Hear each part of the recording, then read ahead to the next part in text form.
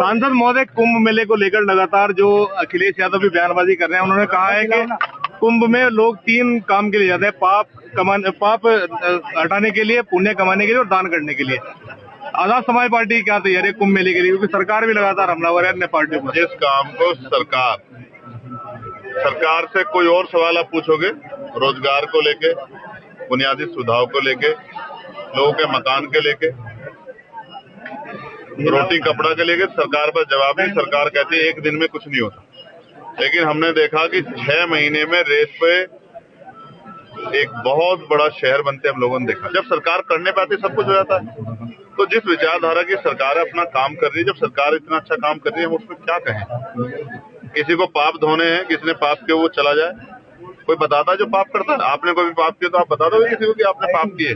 मेरा ये कहना है, हम इस देश में उन लोगों के लिए रोटी कपड़ा मकान बुनियादी सुविधा और सम्मान की लड़ाई लड़ रहे हैं जिनको हजारों साल तक जाति धर्म संप्रदाय के नाम पे अपमानित किया गया। और जहां एडमिनिस्ट्रेशन, कई बार मीडिया, पुलिस और जुडिशरी भी एक तरफा खड़ी दिखाई देती है, उन कमजोर वर्गों की लड़ाई हम लोग लड़ने का काम है जिनको आजादी के इतने दिनों बाद भी इज्जत की जिंदगी नहीं मिली। संभल में हिंसा हुई थी 1978 में, उसकी फाइल दोबारा खोली जा रही है 47 साल के बाद। क्या कहेंगे इस पर? 7 दिन में रिपोर्ट मांगी है सरकार ने, लगातार मंदिर मठ खोजो का अभियान चलाया जा रहा है, क्या कहेंगे इस पर? अब मैं फिर यही कहूंगा कि जिनका एजेंडा ही बांट कर हो, या जिनका चुनावी एजेंडा ही जो है वो हिंदू मुसलमान के आधार पर, उनसे क्या उम्मीद कर सकते हो।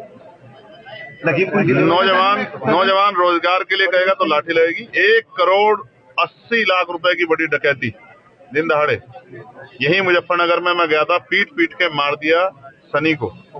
बागपत के नौजवान को 3 साल न्याय नहीं मिला, उसने जाके पार्लियामेंट के सामने आग लगा ली।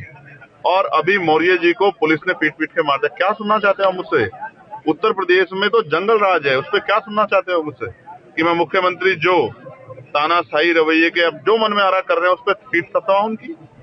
या सच बताऊं दिल्ली कि उत्तर प्रदेश में मेरे जैसा आदमी जिसने गोली खाई है, क्या कह सकते हैं किसकी जान कब कहां चली जाए। सदन में बात रखना चाहते हैं आपको जो पूरा समय नहीं मिल पाता, उसका कारण क्या है सर? आप मुस्लिम की आवाज है सर, आप पूछ के बताओ। मैं तो अपनी कोशिश करता हूं कि मौका मिल जाए। दिल्ली चुनाव में आजाद समाज पार्टी का क्या स्टैंड है? मजबूती से लड़ रही है। दिल्ली की स्टेट की टीम ने जो तय किया है। कितनी सीटों पर लड़ा जाएगा सर? मैं अभी आज नहीं कह सकता, लेकिन मैं ये बता रहा हूँ कि लड़ रही है, क्योंकि कल मेरी बात हुई थी।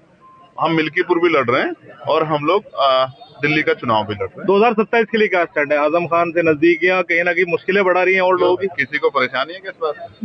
ऐसा नहीं होना चाहिए। अगर अच्छे लोग मिलकर लड़ेंगे तो इससे फायदा होगा।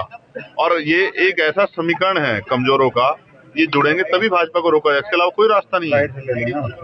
लगभग कितने सीटों पर चुनाव लड़ेंगे आजाद समाज पार्टी?